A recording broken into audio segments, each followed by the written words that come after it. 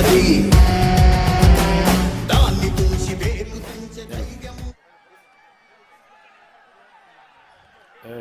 కాగితాలు మిస్ అయినా ఓకే.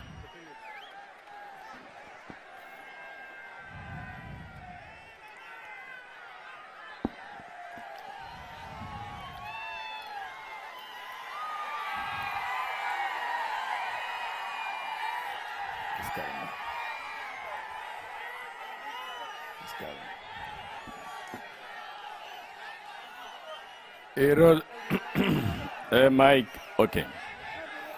ఈరోజు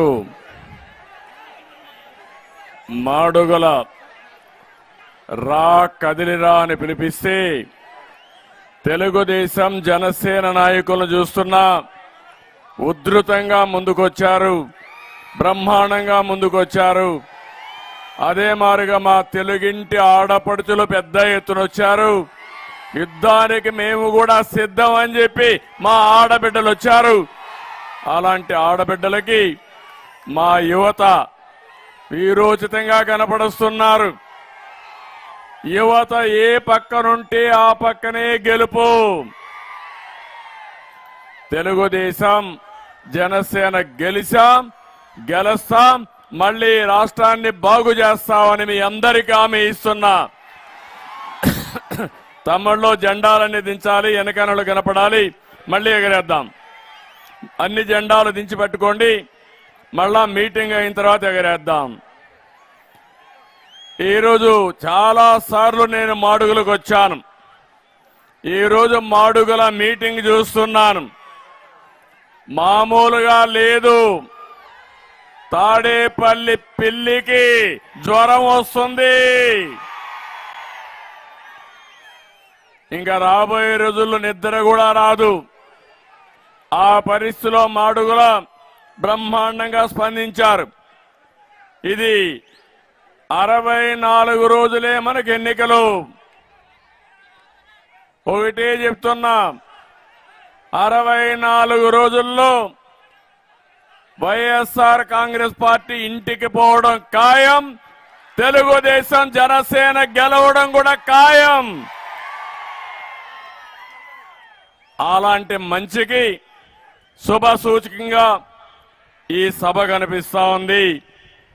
ఇక్కడే కాదు, రా కదిలిరా అని పిలిపిస్తే ప్రాంతం ఏదైనా, సెంటర్ ఏదైనా అదే జోరు, అదే స్పీడు, ఎక్కడా తేడా లేదని మరొకసారి విజ్ఞప్తి చేస్తున్నా.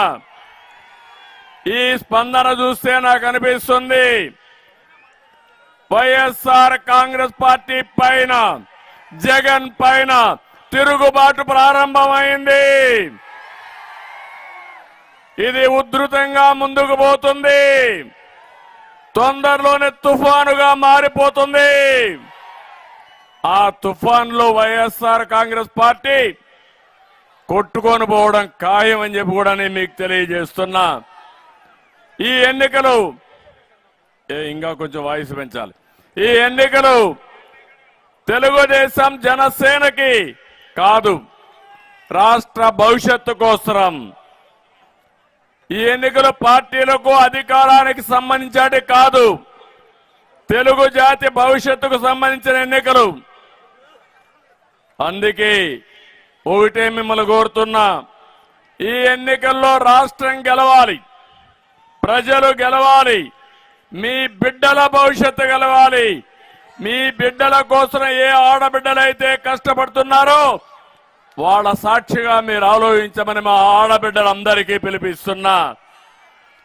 సైకో పాలన అంతం చేస్తే తప్ప మనకు భవిష్యత్తు లేదు ఈ రాష్ట్రానికి. సమైక్య ఆంధ్రప్రదేశ్ లో ఇప్పుడు కూడా రాష్ట్రంలో చూస్తే ఒక సీనియర్ నాయకుడిగా చెప్తున్నాను, ఎంతో మంది ముఖ్యమంత్రులు చూశాను, కానీ ఇలాంటి సైకోని నా జీవితంలో చూడలేదు. ఈ సైకో పోతే తప్ప ఈ రాష్ట్రానికి మోక్షం లేదని మరొకసారి పిలిపిస్తున్నా. నిన్న కూడా మాట్లాడాడు, బటన్ నొక్కుతున్నానని గొప్పలు చెప్తున్నాడు. 124 సార్లు బటన్ నొక్కాడట. బటన్ నొక్కుడు కాదు, నీ బొక్కుడు సంగతి ఏంటని అడుగుతున్నా. ఈరోజు మీరు చూడండి, నిజం చెప్పాలంటే మీరందరూ కూడా గుర్తుపెట్టుకోవాలి. బటన్ నొక్కుడు మాటున ఎంత బొక్కాడో ఒక్కసారి మీరు ఆలోచించండి.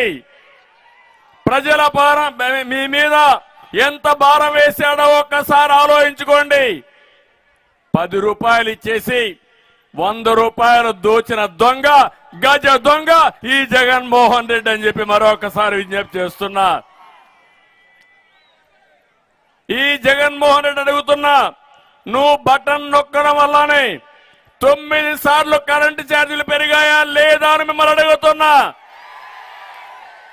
ప్రతి ఒక్క కుటుంబం నష్టపోయారా లేదా అని మిమ్మల్ని అడుగుతున్నా. 64,000 కోట్ల రూపాయలు భారం వేశాడు. అదే తెలుగుదేశం హయాంలో 5 ఏళ్లలో ఒక్కరోజు కూడా కరెంటు ఛార్జీలు పెంచకుండా నాణ్యమైన కరెంటు ఇచ్చామా లేదా అని మిమ్మల్ని అడుగుతున్నాను.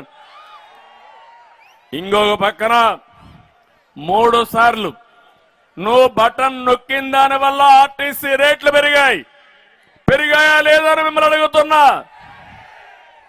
ఇంకో పక్కన నీ బటన్ పుణ్యమే చెత్త పన్ను వచ్చింది, ఆస్తి పన్ను వచ్చింది, పెట్రోల్ డీజిల్ రేట్లు పెరిగాయి, నిత్యావసర వస్తువుల ధరలు పెరిగాయి.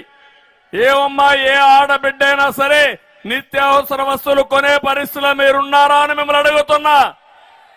దిక్కుమాలిన ఈ ప్రభుత్వం వల్ల, దిక్కుమాలిన ఈ బటన్ నొక్కడం వల్ల మీ జీవితాల్లో ఎన్నో కష్టాలు వచ్చే పరిస్థితి వచ్చింది. ఈ 4.5 సంవత్సరాల్లో ఒక్కొక్క కుటుంబం పైన 8 లక్షల రూపాయల అదనంగా భారం పడింది.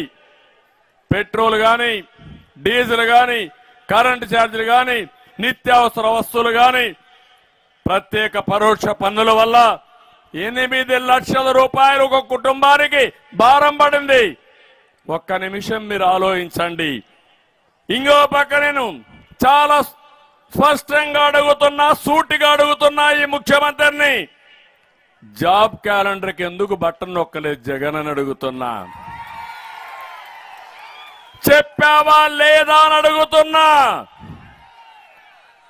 ప్రతి సంవత్సరం జాబ్ క్యాలెండర్ వస్తుందన్నాడా లేదా? 5 ఏళ్ళు అయిందా లేదా? ఒక్కసారి బటన్ నొక్కాడా తమ్ముళ్ళు నేను అడుగుతున్నా. మళ్ళీ అడుగుతున్నా, జాబు రావాలంటే ఇది ఒట్టి బటన్ అవునా కాదా అని మిమ్మల్ని అడుగుతున్నా.